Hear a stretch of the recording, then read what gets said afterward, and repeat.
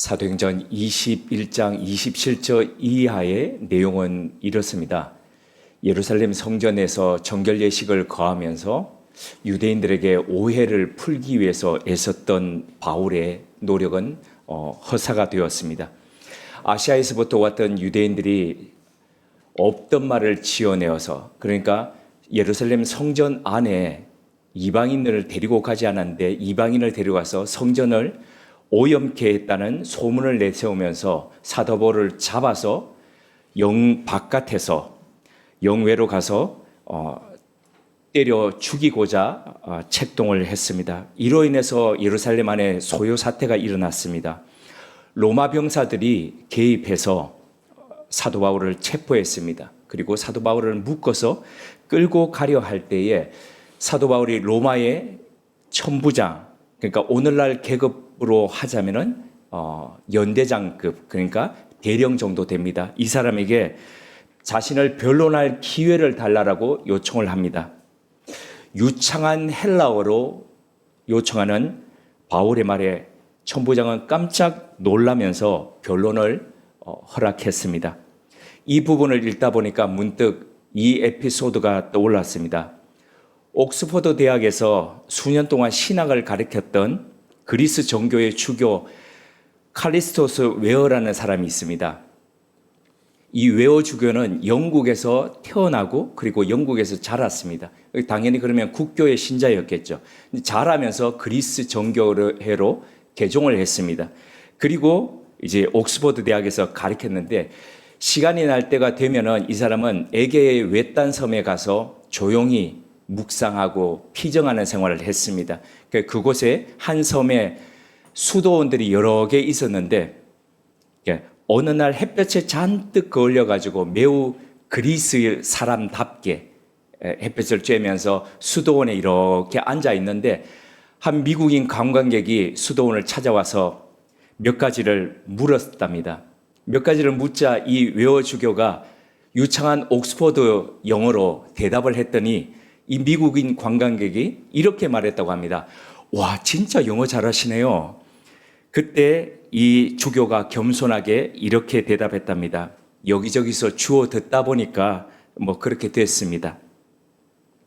천부장은 바울이 정통 헬라어를 구사하는 것을 너무 의아하게 생각하고 깜짝 놀랐습니다. 바울이 길르기아 다소에, 그러니까 히브리 유태인과 헬라파 유태인이 있는데 이 헬라파 유태인이라는 것을 몰랐기 때문이죠. 바울은 단순하게 유대인들에게 매질당하는 그냥 사고뭉치라고 여겼는데 그런 사람이 세련된 헬라어를 구사한다는 게 이게 놀라지 않을 수 없었습니다. 우리가 읽고 있는 이 성경은 헬라어에서 신약 성경이 번역이 되었죠. 근데 같은 헬라어라 하더라도 누가가 썼던 이 헬라어와 또 베드로 전서라고 해서 베드로가 썼다고 하는 이 헬라어는 헬라어 자체가 다릅니다. 독일어도 여기 독일에서 공부하신 분들은 잘 아시겠지만 혹도이치라 그러죠. 그래서 고급 독일어라 그러지 않습니까? 그냥 독일어하고 다르죠. 사도 바울이 썼던 이 헬라어도 매우 고급진 단어들로 구성되어 있는 문장이었죠. 이런 것을 그냥 헬라어를 흉내내는 것이 아니라 유창한 헬라어로 이야기하니까 너무 놀라고 어떻게 이런 사람이 이런 말을 할 수가 있지? 이렇게 깜짝 놀랐던 거죠. 길르기아 다소는 사도 바울이 있을 그 당시에 인구가 무려 50만 명이나 되었다고 합니다. 좋은 교육 시스템이 있었고 그리고 그곳에는 대학도 있어서 많은 엘리트 계층들이 형성돼 가고 있던 바로 그런 도시였습니다. 그래서 다소 사람들은 내가 다소 사람인데라는 그런 자부심을 가지고 있었죠. 이러한 바울의 소개를 바울은 내가 애굽 사람이 아니고 내가 길르기아 다소 사람이고 나는 그곳에서부터 났고 이런 쪽에 쭉 말을 하면서 천부장에게 요청합니다. 요청해서 유대인들 앞에서 말할 기회를 얻게 되는데요. 그 내용이 바로 사도행전 22장 이하에 기록이 되어 있습니다. 내용이 길어서 오늘 본문에는 넣지를 않았습니다. 근데 이 내용들을 중심으로 살펴보자면은 몇 가지로 나눌 수 있는데 그 부분들을 따라가 보면서 오늘 우리에게 주시는 메시지가 무엇인지 찾아가 보도록 하겠습니다. 지금 천부장에게 변론할 기회를 달라라고 이야기하는 이 사도 바울의 상태는 그냥 일반적인 상태가 아니었습니다. 여기저기 매 맞아서 멍들고 부어있고 피투성이가 있는 바로 그런 신체적 조건이었습니다.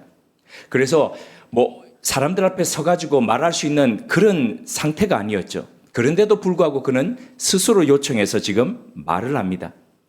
자기 민족에게 오해를 받기는 했지만 여전히 그는 자기 동족을 사랑하고 있었습니다.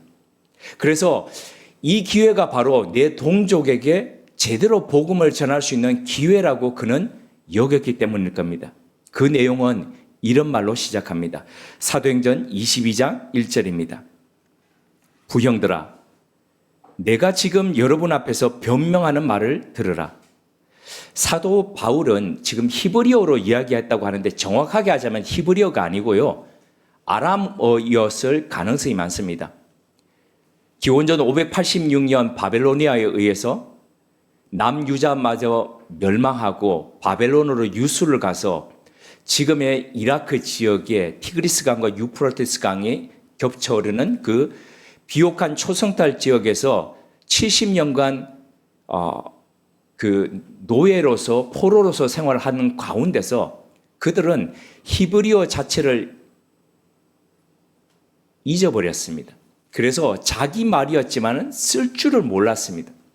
그래서 이 사람들이 그때부터 발음이 비슷한데 언어를 가지고 쓰기 시작했던 것이 바로 아람어였습니다. 그래서 예수님도 사실은 예수님이 히브리어를 하셨던 것이 아니라 예수님도 아람어를 하셨죠. 그래서 대표적인 예수님의 아람어가 달리다 쿰, 그러니까 그리고 엘리엘리 라마 사박다니, 이런 것들이 다 아람어지요.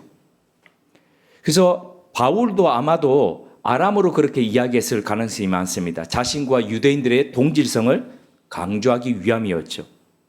그는 모여있던 유대인들을 향해서 이렇게 불렀습니다. 부형들이여. 근데 이 부형들이여라고 하는 것이 안드레스 아델포스 카이 파테레스, 그러니까 번역하자면 나의 형제들과 아버지들이여, 이런 말입니다.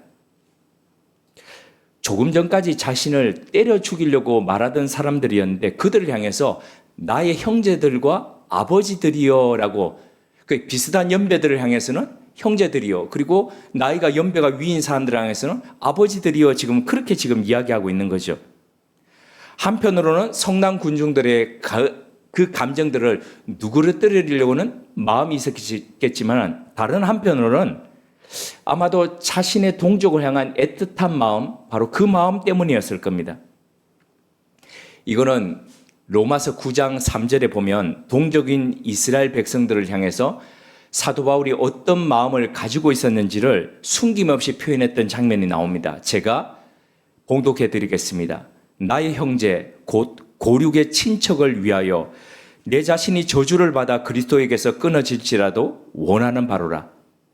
바울은 유대인들을 향해서 그냥 단순하게 말로 자기 형제, 자기 아버지라고 그렇게 이야기했던 것이 아니라 그들을 구원시킬 수 있다면 내가 그리스도에게서 끊어져서 저주받아서 그렇게 구원에서부터 나는 떨어질지라도 저 사람들은 제발 좀 구원받았으면 좋겠다는 것이 그의 간절한 소원이었습니다.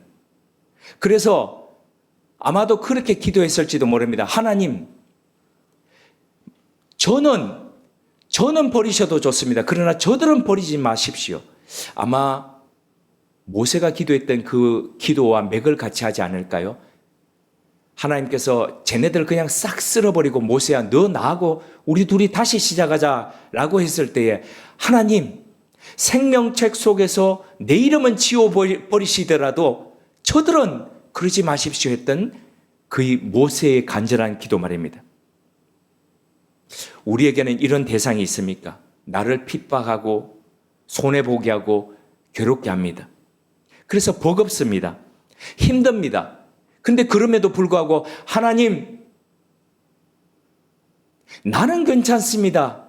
그래도 나는 괜찮습니다. 그런데 저 사람만은 하나님 제발 하나님 사랑 알고 하나님 사랑하면서 그렇게 일어서도록 하나님 저는 저 사람은 구원해 주십시오 하는 그런 사람이 그런 대상이 있습니까?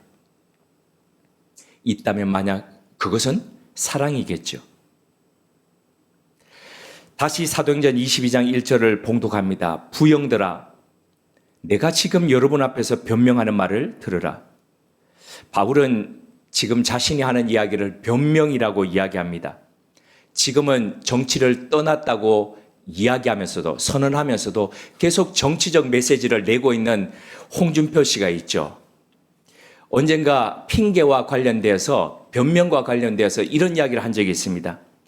핑계로 성공한 사람은 김건모뿐이다. 이렇게 얘기를 했습니다. 근데 핑계로 성공했다는 그 가수도 과거의 일을 핑계대다가 지금 대중에게서 사라진 상태이죠. 그러고 보면 핑계로 이 변명으로 성공한 사람은 한 명도 없다라고 하는 게 맞지 않을까 싶습니다. 여기서 사도 바울이 이야기했던 변명이라는 거, 아포로기아라는 말, 이 말은 탄원, 변증, 변호, 변론, 그리고 논증이라는 뜻을 가지고 있습니다. 즉 바울은 그냥 변명하는 것이 아니라 자신과 복음에 대해서 변론하고 그리고 변호하고 있는 거죠. 단순히 말싸움 해가지고 유태인들 저것들 내가 완전히 그냥 이겨버려야 되겠다 이런 생각 지금 가지고 하고 있는 게 아니라는 거죠. 조금 전에 앞서 읽었듯이 그는 동족에 대한 사랑, 동족에 대한 애틋함 이런 것들이 있었습니다. 그래서 제발 저 사람들이 복음을 받아들였으면 좋겠다는 그 간절함 때문에 그는 그렇게 변론하고 있는 거죠. 아포로기아라는 이 말이 동일한 단어가 베드로전서 3장 15절에 이렇게 사용되었습니다. 너희 속에 있는 소망에 관한 이유를 묻는 자에게 대답할 것을 항상 준비하되 여기서 대답할 것이라고 하는 단어가 바로 아포로기아입니다. 그러므로 사도 바울의 이 변명은 복음을 위한 사명적인 설명이었던 거죠. 17세기 파리에 살던 한 그리스도인이 너무너무 이 하나님과 가까워지고 싶어 했습니다. 그래서 어떻게 하면 하나님과 가까워지지 생각하다가 그래 수도원에 들어가면 하나님과 가까워지겠지라는 생각을 가지고 수도원에 들어갑니다. 그런데 들어가자마자 24시간 동안 열심히 기도하고 그럴 것이라고 생각했는데 자신에게 맡겨진 것은 그냥 부엌에 가서 설거지하고 부엌에 가서 밥하는 일 이것이었습니다. 하루, 이틀, 사흘 계속 되는데도 기대와는 달리 날마다 이 설거지하고 밥하는 일만 하다 보니까 불만이 이렇게 차고 올라왔습니다. 그래서 하나님 앞에 이렇게 투정을 했습니다. 하나님, 제가 이러려고 들어왔습니까? 24시간 내내 하나님하고 교제해도 기도해도 모자랄 판인데 온종일 지금 부엌에서 이게 뭐 하는 일입니까? 이게 되겠습니까? 그러던 어느 날 하나님의 음성이 이 그리스도인의 마음에 이렇게 전해왔습니다.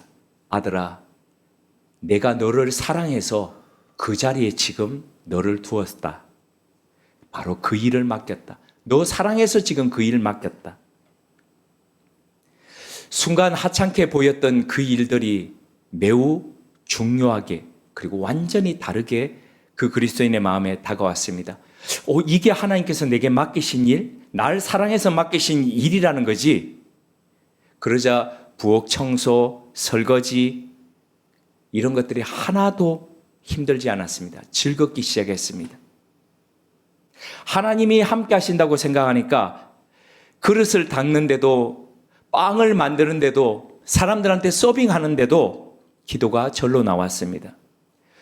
부엌 안에 가동했던 그 하나님과의 사귐, 그 임재의 경험을 이 그리스도인은 그것을 깨알같이 쭉 매일같이 적어서 책으로 만들었습니다. 그것이 바로 로렌스 형제의 하나님의 임재 연습입니다. 우리는 우리 삶 안에서 하나님과 함께하는 어떤 소망, 어떤 기쁨을 갖고 우리의 일상을 살고 있습니까? 누군가 우리에게 너는 인생을 살아가는 소망이 뭐야? 너는 뭐 때문에 오늘을 그렇게 살고 있어? 너 뭐 때문에 그렇게 열심히 살고 있냐라고 그 소망에 대해서 묻는다면 우리는 이 소망에 대해서 말할 수 있는 그것을 가지고 있습니까? 누군가 우리의 생애 소망에 관해서 묻는다면 그것에 대해서 답할 수 있는 것 바로 그 아포로기아, 그것이 우리 삶 안에서 중심에 자리 잡고 그래서 우리의 인상을 다른 의미와 다른 무게로 살 수 있다면 얼마나 좋겠습니까? 사도행전 22장 2절부터 21절까지는 사도 바울의 세 가지 변명으로 구성되어 있습니다. 첫째는 그의 과거입니다. 정통 유대인으로서 율법에 얼마나 그가 철저했고 그리스도인을 박해했던 사람인지를 설명합니다. 둘째는 회심의 경험입니다. 다마스커스로 가는 길 가운데서 예수 그리스도를 어떻게 그가 만났고 그리고 그 만난 사건이 얼마나 그의 인생의 삶 가운데서 생생하게 새겨져 있는지를 증언합니다. 세 번째는 현재의 사명입니다. 하나님께서 이방인을 위해서 그를 보내셨다는 바로 명확한 부르심을 고백합니다. 이 구조, 이 세 가지 구조는 그러니까 그가 어떻게 자랐고 어떻게 핍박했고 어떻게 회심했고 그리고 어떻게 보냄을 받았는지 이것은 자기 변호가 아니라 그의 회심의 드라마였습니다. 유대인들에게 어떻게 하면 복음을 심어주지 어떻게 설명하지 않은 복음적인 전략이었습니다. 동시에 이것은 바로 그의 자서전이었습니다. 복음의 선교적 요약이었고 그의 인생을 간략하게 요약한 자서전의 요약판이라고 할 수 있습니다. 만약에 누군가가 우리에게 인생의 자서전을 말하라고 한다면 어떤 부분을 우리 삶 가운데서 요약적으로 설명할 수 있겠습니까? 바울은 단지 자신을 변호하지 않았습니다. 바울의 쭉 이야기들을 읽어보면 하나님의 경륜이 보입니다. 하나님의 계획하심입니다. 이 경륜이라고 하는 게 에베소서 1장 10절에 나오는데요. 때가 찬 경륜이라고 나옵니다. 오이코노미아. 오이코노미아라는 것은 오이코스, 집이라는 것과 우리 이코노미, 그러니까 경제, 경영이라는 것과 두 가지가 붙었다라고 생각하시면 됩니다. 그러니까 가정을 경영하는 것이죠. 하나님께서 만드신 가정을, 이 세계를 어떻게, 그리고 사람을 어떻게 경영하시는가를 보여주시는 것이 바로 경륜이라는 거죠. 하나님의 시간과 하나님의 역사를 통해서 그리스도 안에서 모든 것을 하나로 통합해 가시는 하나님의 계획, 바로 그것이 하나님의 경영, 오이코노미아라는 것이죠. 바울의 회심과 이방 선교는 이 경륜, 하나님의 경륜의 핵심적 전환점이었습니다. 유대인의 메시아가 어떻게 전 세계 사람들을 구원하는 구세주가 될 수 있는지를 보여주는 바로 그 증인이 바울이 되고 있는 거죠. 마틴 로이드 존스가 이런 말을 했습니다. 복음은 논리가 아니다. 복음은 능력이면서 그 능력은 회심과 사명에서 드러난다. 사도 바울이 말하고 있는 사도행전 22장에서 바로 마틴 로이드 존스가 이야기했듯이 사도 바울은 이 자신의 회심과 자신의 경험을 통해서 복음의 능력을 지금 이야기하고 있는 것이고 그 복음의 능력은 하나님께서 어떻게 경영해 가시는가를 보여주고 있죠. 특별히 사도행전 7장에서 스데반이 죽을 때에 죽이는 사람들의 옷을 보관하면서 그 죽는 모습을 보면서 당연히 여겼다라고 하는 그 증인이 바로 청년 사울이었지 않습니까? 그 청년 사울이 사도행전 22장에서 사도 바울이 되어서 스데반이 죽어가면서 했던 그 말과 같은 메시지를 지금 전하고 있는 겁니다. 하나님의 경륜이 사람의 실패와 사람의 핍박조차도 사용해서 구속의 흐름을 이어갑니다. 아마도 스데반이 죽을 때에 허무하게 죽는 것 같았지 않을까요? 아무것도 이룬 것이 없고 돌에 맞아서 그냥 죽어가는 것. 그런데 그 죽어가는 곳에서 가장 당연하게 여겼던 사람이 가장 똑같은 일을 지금 하고 있다는 것이 놀라운 반전 아닙니까? 1866년 9월 4일 달도 없는 금은밤이었습니다. 제너럴 셔먼호는 대동강을 거슬러 올라가다가 물이 쭉 빠지는 바람에 모래에 걸려가지고 배가 좌초되고 말았습니다. 배에는 중국에서 아내와 그리고 사랑하는 자녀를 잃고 혼자 되어서 낙심해 있던 웰즈 출신의 토마스 선교사가 다시 마음을 가다듬고 그리고 복음을 위해서 조선 땅으로 오던 길이었습니다. 당시 조선은 천주 교인들에 대한 박해로 인해서 수없이 많은 사람들이 목이 잘려서 죽어가고 있던 순교하던 바로 그 시절이었습니다. 다음 날인 9월 5일 조선 관군들은 강가에 좌초되어 있던 제너럴 셔먼호를 향해서 불화살을 쏩니다.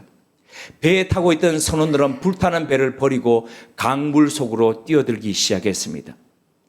이때 강으로 밖으로 헤엄쳐 나오던 사람들을 관군들은 창으로 찔러서 다 죽입니다.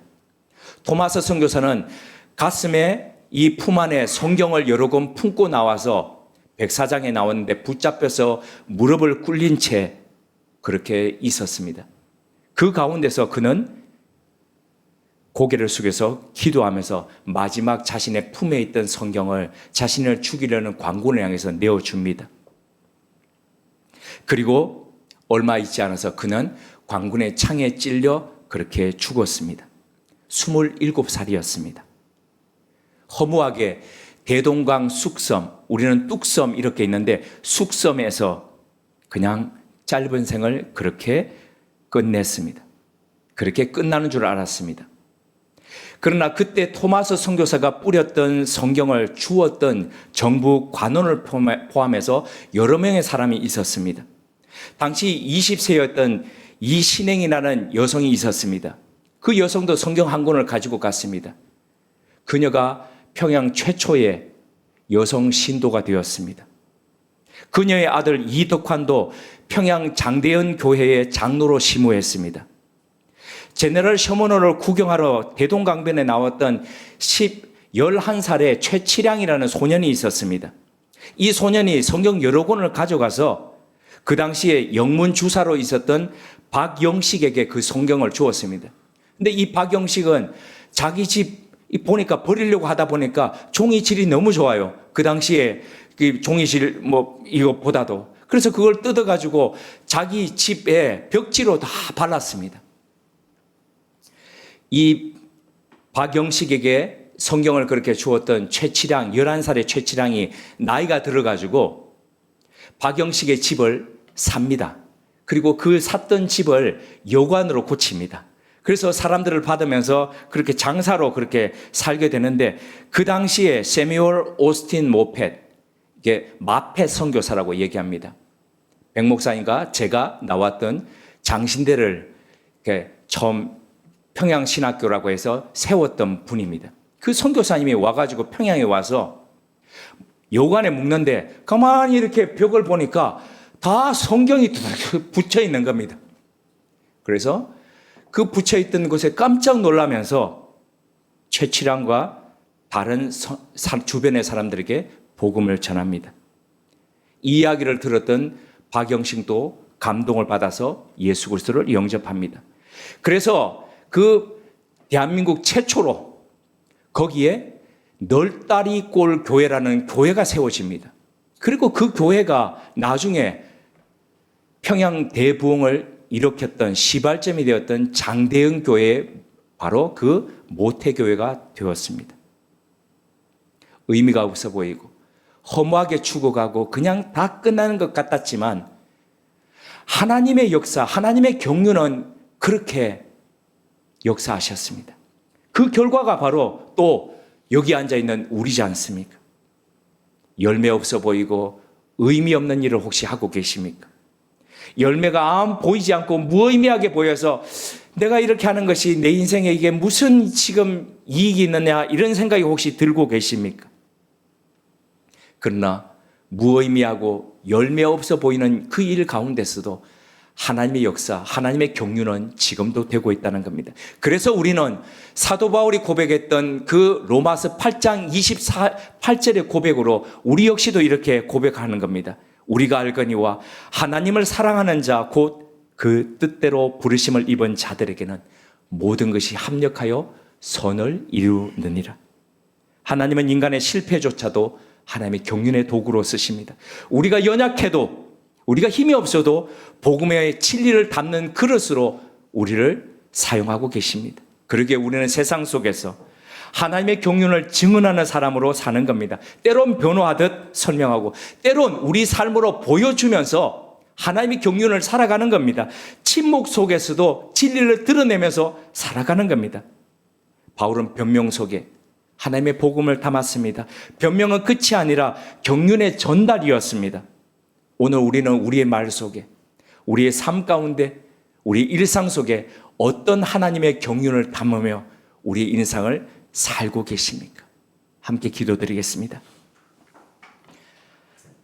하나님, 때로 실패 같아 보이지만, 때로 무의미한 것 같이 보이지만, 하나님은 오늘도 우리 일상 가운데서 그러한 시간 속에서 역사하고 계신다는 것을 깨닫게 하시니 감사드립니다.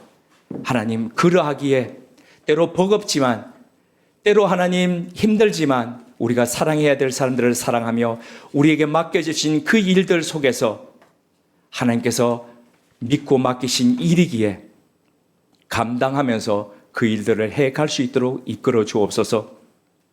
그리하여 언젠가 때가 참에 하나님의 경륜이 명백하게 드러나는 날, 우리를 통해서 증거되는 그날이 있게 하옵소서. 예수님의 이름으로 기도드립니다. 아멘.